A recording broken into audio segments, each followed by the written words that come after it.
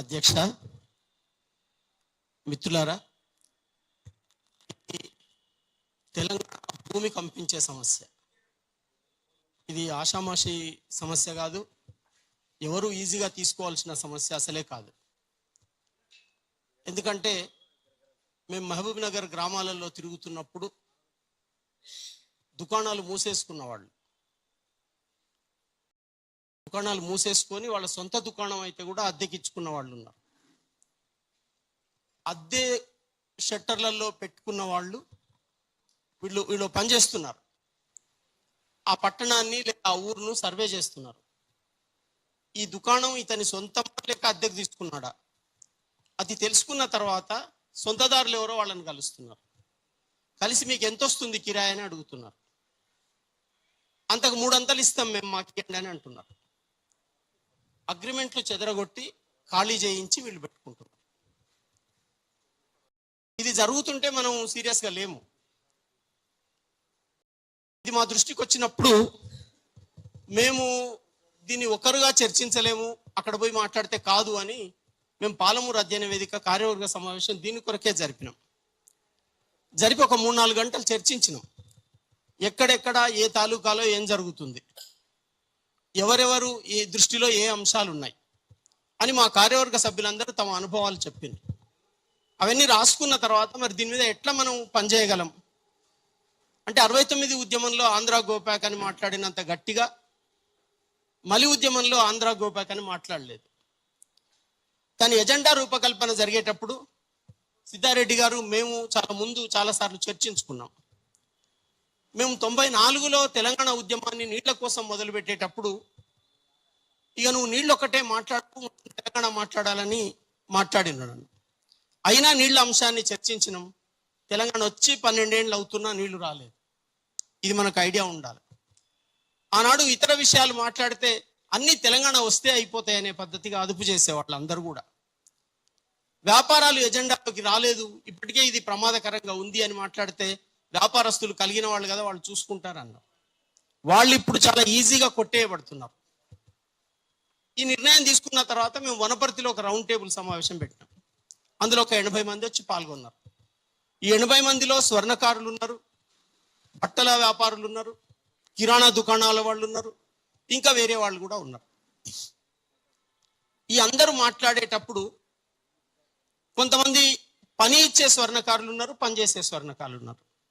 పని చేసేవాళ్ళు మాకు పని దొరకడం లేదు, పని ఇచ్చేవాళ్ళు మేము పని ఇవ్వలేకపోతున్నాం, పెద్ద షాప్స్ వచ్చేసినాయి, అన్నానికి మాకు ఇప్పుట ఈ వారం రోజులు తిండికి లేదు, చిన్న పుస్తనన్నా మాకు ఆర్డర్ ఇయ్యని అడుగుతున్నారు వాళ్ళు.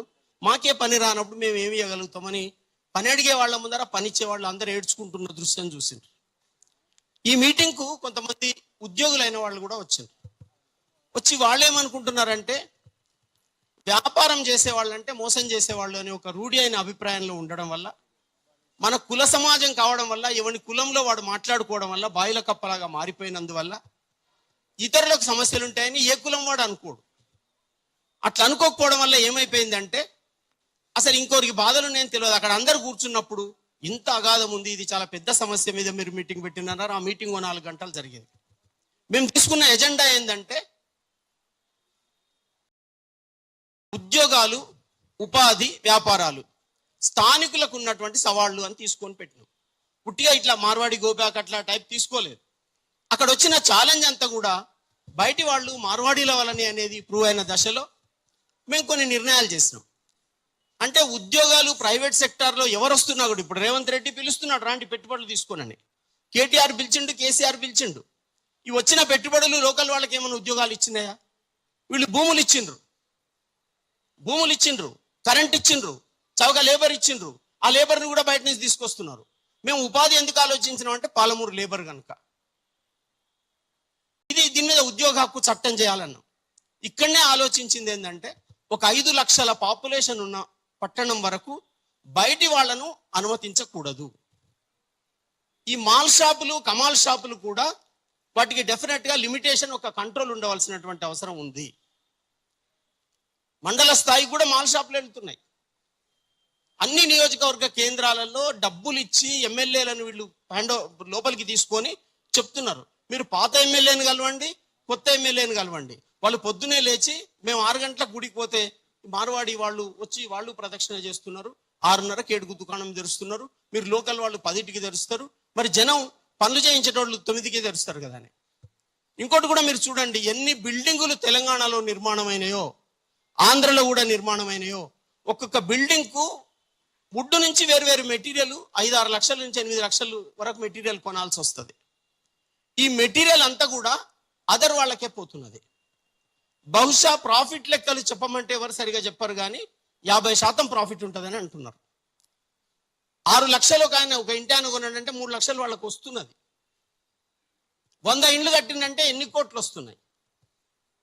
కొనేది సామాన్య ప్రజలైతే, మధ్యతరగతి ప్రజలైతే, ఆ లాభాల నుంచి కమిషన్లు తీసుకునేది రాజకీయ నాయకులయ్యి వాళ్ళ సిస్టమ్ అంతా వాళ్ళ చేతులకు తీసేసుకున్నారు. మాట్లాడలేని పరిస్థితి వస్తుంది. మేము కూడా డైరెక్ట్ గా ఇవాళ శ్యామ్ ఎట్లయితే మాట్లాడినరో, లేకపోతే ఇంకోరు మార్వాడి గోబ్యాక్ అన్నారో మేము అనలేకపోయినాం. ఇది ధైర్యానికి సంబంధించిన సమస్య కూడా. అంటే తెలంగాణ సమాజము మొత్తం భారత సమాజం కులాలుగా ఎట్లా శకలాలుగా విడిపోయి ఉన్నదో, అణగారిన కులాలకు సమస్య ఉందని పై కులాలు అనుకోకుండా ఉంటాయో, ఈ గ్యాప్ ఉన్నది. ఈ గ్యాప్ ను దోచుకునే వాళ్ళు ఉపయోగించుకుంటున్నారు, ఇప్పుడు బయట వాళ్ళు ఉపయోగించుకుంటున్నారు. కనుక తెలంగాణ పునర్నిర్మాణ పోరాటం గవర్నమెంట్ రాగానే ఏమి చేసి ఇక్కడి స్థానికులను కాపాడుకోగలుగుతామని ఒక్క మీటింగ్ కూడా జరపలేదు తెలంగాణ గవర్నమెంట్. అది ఏదైనా కానీ ఒక్క మీటింగ్ కూడా జరపలే. ఇంత ఉద్యమం చేసిండ్రు, ఇంత అనుభవం ఉంది, ఏమేం చేద్దాం, ఎట్లా కాపాడుకుందాం అనలే. ఇవాళ వీళ్ళు వచ్చిన క్యాపిటల్ తీసుకుపోయి స్కూళ్ళల్లో ఇన్వెస్ట్మెంట్ చేస్తున్నారు, హాస్పిటల్స్ లో ఇన్వెస్ట్మెంట్ చేస్తున్నారు. మేము ప్రశ్నించినాం సార్, అందువల్ల అనగలుగుతున్నాం. సార్ చాలా ప్రశ్నించినాం, మామూలుగా ఊరుకోలేదు. మా పేర్లు పెట్టి మీటింగ్లలో తిట్టి మాట్లాడినరు. మేము మాట్లాడిన మమ్మల్ని, సార్ మీరు జాగ్రత్తగా తిరగండి అన్నారు. ఊపా కేసులు పెట్టేదాకా పోయింది పరిస్థితి, పెట్టిండ్రు. అందువల్ల వీళ్ళు ఏ ఒక్క సమస్యను స్థానిక కోణంలో సమస్యను పరిష్కరించడానికి ఒక్క మీటింగ్ కూడా తెలంగాణ గవర్నమెంట్ జరపలేదు. అది స్థానికతను వదిలేసుకొని బీఆర్ఎస్ అని చేసుకున్నది. ఇవాళ కాంగ్రెస్ కూడా ఒక్క విషయం కూడా, మాకు పదవి వచ్చింది, నల్లమల నుంచి వచ్చింది, నేను అక్కడి నుంచి వచ్చిన రేవంత్ రెడ్డి మాట్లాడుతున్నాడు, కానీ రియల్ గా నల్లమలకి ఏం చేస్తామనేది మాట్లాడట్లేదు. మేము ఆ చంద్రసాగర్ నుంచి అమరాబాద్కు నీళ్లు ఇవ్వండి, 100 కోట్లు ఖర్చు పెడితే ఆ 30,000 ఎకరాలకు నీళ్లు వచ్చి చెంచులు బాగుపడతారంటే, మరణవంచున చెంచులున్నారని బుక్ వేసి హరీష్ రావు ఆవిష్కరించిండు, కానీ చిన్న లిఫ్ట్ పెట్టలే వాళ్ళకి. ఈ గవర్నమెంట్ కూడా పెట్టలే. అంటే ఇక్కడోనికి నీళ్లు ఇస్తే భూమి మీద నిలబడతాడు, ఇక్కడోడు వ్యాపారం చేసుకుంటే వాడు నిలబడతాడు, ఇక్కడోడు ఏం చేసుకున్నా వాడు నిలబడతాడు. నిలబడకుండా చేస్తున్నారు. కనుక అసలైన పోరాటం తెలంగాణలో ఇప్పుడు మొదలైందని నేను అనుకుంటున్నాను. This is the beginning. మేము అక్టోబర్లో, నవంబర్లో లాస్ట్ ఇయర్ మాట్లాడుకున్న సందర్భాలలో మొత్తం కాల్ చేస్తే 80 మంది వస్తే నాకే ఆశ్చర్యమైంది. అంటే అంత సఫర్ అవుతున్నారు జనం. వర్క్స్ కూడా ఏమున్నాయి ఆలోచించండి మిత్రులారా. మీరు కరోనా తర్వాత వలసపోయిన వాళ్ళు తమ గ్రామాలకు వచ్చింది. ఏ ఊర్లో అన్న తీసుకోండి, అంతకుముందు 100 ఎకరాలు సాగైతుంటే ఆ ఊర్లో 200 ఎకరాల భూమి ఉంటే ఇవాళ 199 ఎకరాలు కల్టివేట్ చేస్తున్నారు. అంటే వ్యవసాయంలోకి వచ్చిన జనం. రెండోది ఏమున్నది, వ్యాపారమే ఉన్నది. మీరు ఎవరినైనా చూసుకోండి, కూరగాయలు అమ్ముకుంటారా, బండి పెట్టుకుంటారా, నిమ్మరసం అమ్ముకుంటారా, ఏదో చేస్తారు. ఏదో ఒక వ్యాపారం తప్ప వేరే పని లేదు. ఉద్యోగం లేదు. స్థానికులకు ఉద్యోగం ఇవ్వాలని మనం ఒక 80%, 85% స్థానికులకే ఉద్యోగాలు ఇవ్వాలని చట్టం తీసుకురమ్మని చెప్పాల్సిన అవసరం ఉంది. వ్యాపారాలు కూడా ఈ గ్రామ స్థాయికి పైసా పోకూడదు, హై పెట్టుబడి షాప్స్ పోకూడదు. అంటే అట్లా అంటే మనం డెవలప్ ఎప్పుడైతాం? ఎవడవుతున్నాడు? లెక్కలు తీయండి, ఎవడవుతున్నాడో లెక్కలు. కనుక మీరు క్రమంగా మెట్టుమెట్టెక్కి పైకి వస్తాం తప్ప, మీరు మొదలే వచ్చి 1,00,00,000 కోట్ల సంపద పోగేసుకున్న ఒక సెక్షను ఇవాళ వచ్చి వ్యాపారాలు చేస్తామంటే కుదరదు ఇక్కడ. కనుక ఇవాళ ఏం జరుగుతుంది తెలంగాణలో? వ్యాపారాల మీద దాడి, ఉద్యోగాల మీద దాడి, ఉపాధి మీద దాడి, భాష మీద దాడి, సంస్కృతి మీద దాడి, జీవితం మీద దాడి, ఏమి లేకుండా జరుగుతున్నది. చాలా అన్యాయం జరుగుతున్నది. కనుక ఒక పునర్నిర్మాణం అనేది తెలంగాణ ఎట్లా జరగాలి అనే చర్చను ప్రతి ఒక్కరు చేయాల్సిన అవసరం ఉంది. ఇక్కడ నేను ఒక యాక్షన్ ప్లాన్ కూడా నేను చెప్పదలుచుకున్నా. ఇవాళ విశ్వకర్మలు ఇట్లా ఉన్నారు, చాలా మీటింగులు 11 నుంచి పెట్టినామని చెప్తున్నారు. వనపర్తిలో మాట్లాడిన వాళ్ళని చూస్తే వాళ్ళు ఏమన్నారంటే, గ్లోబలైజేషన్ అంటే ఈరోజు మంచిదే అనుకున్నాం మేము, అప్పుడు అర్థం కాలేదు. మీరు వ్యతిరేక మాట్లాడుతుంటే రాఘవాచారి సార్, మేము ఈసారికి ఏం పని లేదనుకున్నాము, ఇప్పుడు మాకు తగిలింది ఇది. 30 ఏళ్ల కింద రాఘవాచారి సార్ మాట్లాడుతుంటే మేము పట్టించుకోలేదు అని గ్లోబలైజేషన్ గురించి మాట్లాడిండ్రు వాళ్ళు. మామూలు చైతన్యంతో మాట్లాడలేదు కనుక దిగువన ప్రజలు ఒక కాన్షియస్నెస్ తోటి చైతన్యంతో ఉన్నారు. వాళ్ళకేం తెలియదని మనం అనుకోవద్దు. అందువల్ల ఈ కుల సంఘాలు పెట్టుకున్న వాళ్ళందరూ కూడా వాళ్ళ వాళ్ళ పనులను ఎట్లా ఇతరులు ఆక్రమించిండ్రో పెద్ద ఎత్తున బృంద సమావేశాలు జరపాలి. ఇప్పుడు హైదరాబాద్లో ఎట్లా మీటింగ్ జరుగుతుందో ఇక్కడ ఉన్న వాళ్ళందరూ వాళ్ళ వాళ్ళ పరిచయాలలో తెలంగాణ వ్యాప్తంగా అన్ని నియోజకవర్గాలలో ఎవరికి వాళ్ళు సమావేశం పెట్టి వాళ్ళకి ఏమేమి సమస్యలు ఉన్నాయో కింది నుంచి సూచనలు తీసుకొని రెజల్యూషన్స్ తీసుకోవాలి. ఆ తీర్మానాలు బయటికి రావాలి. వాటన్నిటి కన్సాలిడేషన్లోంచి మొత్తం తెలంగాణ తనను తాను నిర్మాణం చేసుకోవడానికి, జీవితాలు బాగు చేసుకోవడానికి ఒక ఎజెండా మనం ప్లాన్ చేసుకోవాల్సినటువంటి అవసరం ఉంది. ఇది కొనసాగాలి. ఆమన్గల్ బంద్ జరగక ముందు కూడా చాలా ప్లాన్ చేసే సందర్భాల్లో మాట్లాడినారు అక్కడోళ్ళు. మీరు బంద్ నిర్ణయం తీసుకున్నారు కదా, కంటిన్యూ చేయండి అంటే వాళ్ళని కంట్రోల్ చేసి బంద్ విత్డ్రా చేయించారు. ఇవాళ మహబూబ్ నగర్ జిల్లాలో అయితే ఇప్పటికే కొన్ని ర్యాలీలు జరిగినాయి. ఎక్కడోళ్ళు అక్కడ చాలా సమావేశాలు పెట్టుకుంటున్నారు. అరే మాకు ఏం లేదు, ఇట్లా ఇట్లా చేస్తున్నారు ఏం సార్ అని. నలుగురు కలిసి ఒక దుకాణం పెట్టుకుంటే నలుగురు కలిసి పెట్టుకున్న దుకాణాలు కూడా వీళ్ళు మింగేస్తున్నారు. రెడ్డి నువ్వైతే బాగా కొట్లాడగలుగుతావు, నువ్వే ప్రెసిడెంట్ ఉండు దుకాణాల కానీ ఓ ఇద్దరు కోమటోళ్ళు ఇద్దరు రెడ్లు కలిసి పెట్టిండ్రు. ఒక్క మార్వాడి ఆయన రాగానే ఈ నలుగురు కలిసిన దుకాణం క్లోజ్ అయిపోయింది. ఏం చేయాలి సార్ అని వచ్చింది. మేము కరపత్రాలు పంచుకుంటూ పోతే మీరు నిలబడి కొట్లాడాలని చెప్పాల్సి వచ్చింది. అందువల్ల దీన్ని ఒక సిస్టమేటిక్ గానే తీసుకుపోవాల్సిన అవసరం ఉంది. దీన్ని ఎమోషనలైజ్ చేసి చాలా ఆవేశానికి మరల్చి రెచ్చగొట్టి ఒక హింస వైపు దీన్ని టర్న్ చేసి ప్రభుత్వాలు కూడా డబ్బుకే లోబడి ఉంటాయి కనుక వాళ్ళు హింసను పెట్టి అణిచివేయడానికి చూస్తారు. అట్లా కాకుండా మనం డెఫినెట్గా ఆకలవుతున్న వాళ్ళమే, డెఫినెట్గా కడుపు మండుతున్న వాళ్ళమే. కానీ మనం వేసే ప్రశ్నలు సైంటిఫిక్గా ఉండేటట్టుగా, అవి సైంటిఫిక్గానే ఉన్నాయి. ఇప్పుడు మనం ఆలోచించడం లేదు. కానీ నీట్ పెడితే బయట వాళ్ళకి సీట్లు వచ్చి లోకల్ వాళ్ళకి రావటం లేదండి. మెడిసిన్లో, ఇంజనీరింగ్ ఎక్కడ కూడా రావటం లేదు. అందుకే సెంట్రలైజ్ చేసిండ్రు. మా ఊరి పిల్లగాడు ఖమ్మం పోయి చదువుకోవాలంటే వాడు పోక చదువు ఆపేస్తున్నాడు ఈ మొత్తం డిగ్రీ సీట్ల సిస్టంలో. అన్ని ఊర్లలో కాలేజీలు ఉన్నప్పుడు ఎక్కడోడు అక్కడ తీసుకుంటారు. లెక్చరర్ల మీద నమ్మకం లేదు, టీచర్ల మీద నమ్మకం లేదు, లోకల్ పీపుల్ మీద నమ్మకం లేదు. నీ ముఖం కనబడ్డా స్కూల్కి పోయినాక అంటే ఆ ఫోటోలు తీసుకోవాలి అంటే సిస్టమ్ మొత్తం కొలాప్స్ చేసి ఎవరి చేతికో అప్పచెప్పి నడిపిస్తున్నారు. అందువల్ల రాబోయే ప్రమాదాన్ని మనం సరిగా దృష్టిలో పెట్టుకొని, ఇప్పుడు ప్రమాదాలు కూడా ఎట్లొస్తున్నాయి నేచర్లోంచే చెప్పాల్సి వస్తే, కాశ్మీర్లో ఏం జరిగింది ఒక్కసారి క్లౌడ్ బర్స్ట్ అయ్యి ఏం జరిగిందో తెలియలేదు. ఉత్తరాఖండ్లో ఏం జరిగింది, క్లౌడ్ బర్స్ట్ అయింది. ఇది కూడా సమాజం మీద ఒక క్లౌడ్ బర్స్ట్. ఫీల్ కండి, ఎంతమంది ఉంటారు, ఏమైతుంది, ఇది ఎట్లా జరుగుతుంది తెలియదు. నలుగురు కూర్చున్నా సరే ఇది మాట్లాడాలని రావడం జరిగింది. మేము ఇప్పటికి ఏడాదిగా ఈ విషయంలో చర్చలో ఉన్నాం, మీటింగ్లు పెడుతున్నాం. ఉద్యోగ హక్కు చట్టం కూడా మనం చేసుకోవాల్సిన అవసరం ఉంది. స్థానికులకు ఉద్యోగం వచ్చే హక్కు చట్టం, దాంట్లో రిజర్వేషన్స్ ఉండాలి, లోకల్ ఉండాలి, అన్నీ ఉండాలి. రాజకీయ నాయకులు వాళ్ళ పదవి ఇవాళ ఖాళీ అయితే రేపు నింపుకోవడానికి చర్యలు ఈసీ ఉంటుంది, ఇంకోటి ఉంటుంది, తీసుకుంటారు చర్యలు. స్థానిక సంస్థల ఎన్నికలు జరుగుతలేవంటే అందరు కింది మీద అవుతున్నారు. కానీ ఇన్ని ఖాళీలు ఉంటే ఏం జరుగుతుంది? కనుక మనము ఇది చూడాల్సిన అవసరం ఉంది. భూములు కాపాడుకోవడం కూడా చాలా ముఖ్యం సార్.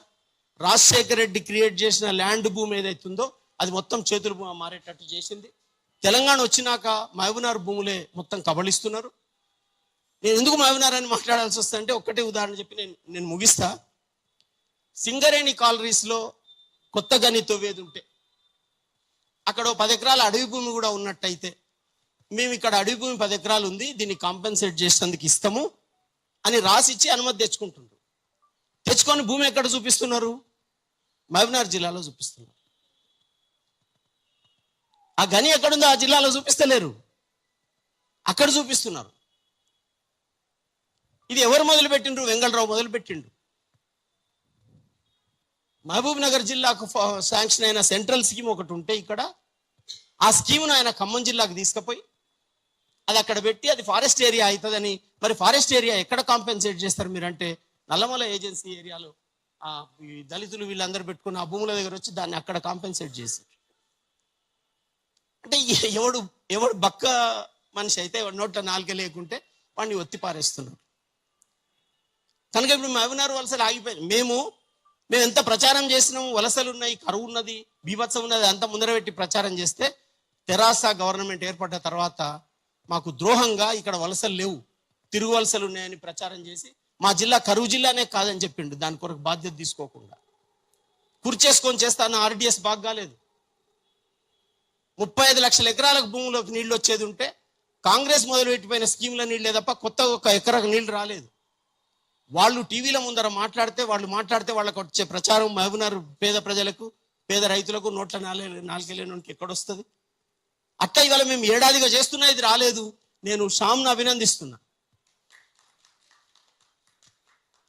ఆయనను బెదిరిస్తుంటే నేను ఆ నెంబర్ తీసుకొని మాట్లాడి శ్యామ్ అని అంటే ఇక్కడ ఉన్నాడేమో, ఈ ఫోన్లో దొరికితే వాళ్ళు పట్టుకొని ఇబ్బంది పెడతారని మాట్లాడే ప్రయత్నం అనుకున్నా. ఇవాళ అందరూ శ్యామ్ లాగా మాట్లాడవలసిన అవసరం ఉంది. అయితే మనము వైలెన్స్ వైపు కాకుండా ముందు ఎడ్యుకేషన్ వైపు సీరియస్గా తీసుకపోతే మనం నిలబడతాం. ప్రతి మనిషి లేచినప్పుడు ఇవాళ అడ్డం మాట్లాడిన బండి సంజయ్ నేనే ఛాంపియన్ అని ముందరకు వస్తాడు. తెలంగాణ కొరకు పోరాడిన వాళ్ళు అందరు ఎక్కడ పోయినరో మేమే ఛాంపియన్లని వీళ్ళందరూ వచ్చి పవర్ తీసుకున్నారు కదా, అట్లా వాళ్ళు వస్తారు. మహేష్ కుమార్ గౌడ్ కూడా ఎవరికి హక్కు లేదు మార్వాడీలను పొమ్మెటందుకని మాట్లాడిండు కదా. మేము అంటున్నాం మేము స్థానికులం, మాకు బతుకు తెరువు లేకుండా మా ఇల్లు ఇంకోటి ఆక్రమిస్తాడు అంటే నేనే రూమ్ ఇస్తే ఉండు, కానీ రూమ్ ఇచ్చిన పాపానికి నాదే ఇల్లు అనకు. నాకే ఇల్లు లేకుండా బయటికి వెళ్ళగొట్టకు నన్ను. ఐఎమ్ లోకల్, నేను స్థానికుణ్ణి. నా మాట వినకుంటే నువ్వు నాకెట్లా లీడరు? కనుక మొత్తం తెలంగాణ ఎమ్మెల్యేలు, తెలంగాణ ఎంపీలు, తెలంగాణ సమాజానికి వచ్చిన ఈ గడ్డు సమస్యను, భూమి సమస్యను, వ్యాపార సమస్యను, ఉద్యోగ సమస్యను, ఉపాధి సమస్యను మీరు అడ్రస్ చేయడానికి సిద్ధంగా లేకపోతే, పొద్దున్న లేచినప్పటి నుంచి ఒక పార్టీ అని ఇంకో పార్టీ అయినా తిట్టుకుంటే ఆ బూతు భాష వినడానికి మేమేం సిద్ధంగా లేము. మీ మీడియా ఉంటే ఉండొచ్చు, మీకు అదే మాకు చూపించి పెట్టడానికి, కానీ మా జీవితాలు డిఫరెంట్గా ఉన్నాయి. వీడు వాడిని తిడుతున్నాడు, వాడు వీడిని తిడుతున్నాడు, అదే వినాలి మనం. అసలు విషయం ఇది కదా. ఇది మాట్లాడుతులేరు వాళ్ళు. ఇక్కడ వచ్చినప్పుడు వాళ్ళు వ్యతిరేకం మాట్లాడుతున్నారు. కనుక అందువల్ల మీరు మీ భాష ఆపండి, మీ పద్ధతులు ఆపండి. మీరు న్యాయం కోసం పనిచేసేందుకు నిలబడితే ప్రజల పక్షాన్ని నిలబడండి, అట్లా పనిచేయండి. లేకపోతే మేము పోతాం, మనిషిని పట్టుకొని మేము లేపి నిలబడతాం, అందరం నిలబడతాం. మీరు ఎట్లొస్తారో రాండి. ఇది మనం సవాల్గానే తీసుకోవాల్సిన అవసరం ఉంది. ఇది ఇవాళ బుట్టి రేపు చచ్చిపోయే ఉద్యమం కాకూడదు. ఇవాళ ఇక్కడ కూర్చున్న వాళ్ళందరూ వాళ్ళు ఉన్న చోట ఉద్యమం నిర్మించండి, వాళ్ళు ఉన్న చోట ఈ చర్చను బలపరచండి, 10 మందిని దీంట్లో భాగం చేయండి. ఇదేదో జస్ట్ ప్రాంతేతరుణ్ణి తరిమి మనం అధికారం తీసుకునేది కాదు, ఇది మన జీవితాలను నిలబెట్టుకునేది. ఇప్పుడు వానికి అధికారం ఇచ్చినాం మనం, వాడు నిలబెడతలేడు, వానికి సవాలు, వచ్చినోనికి కూడా సవాలు. మనం గట్టిగా ఉందామని చెప్తూ ఈ ఉద్యమాన్ని ముందుకు తీసుకుపోదాం. Thank you Rao sir. Long term and scientific approach తో పోదాం అంటున్నారు. ఎస్, మాట్లాడేందుకు కొద్దిగా సమయం ఇక దగ్గర పడతా ఉన్నది మనకు. ఇప్పుడు అన్న మా యంగ్ అలానే డాక్టర్ కేంద్ర